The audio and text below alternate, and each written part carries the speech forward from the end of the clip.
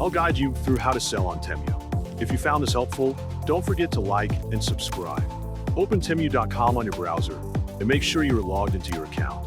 Once you're on the home page, scroll down to the very bottom until you find the Partner with Temu option located under the Help section, then click on it. This will take you to the Partner with Temu page, where you can find important resources and guidelines. One of the first things you should check is the Code of Conduct, which outlines the essential standards and regulations that must be followed in order to be accepted as a seller on the platform. Click on the link and read through all the information carefully. Next, review the prohibited product list to understand which items are not allowed to be sold on Temu. After you're familiar with all the requirements, you can move forward by sending an email to Temu's team to request seller access. Once your application is reviewed and approved by Temu, you can officially begin selling on the platform.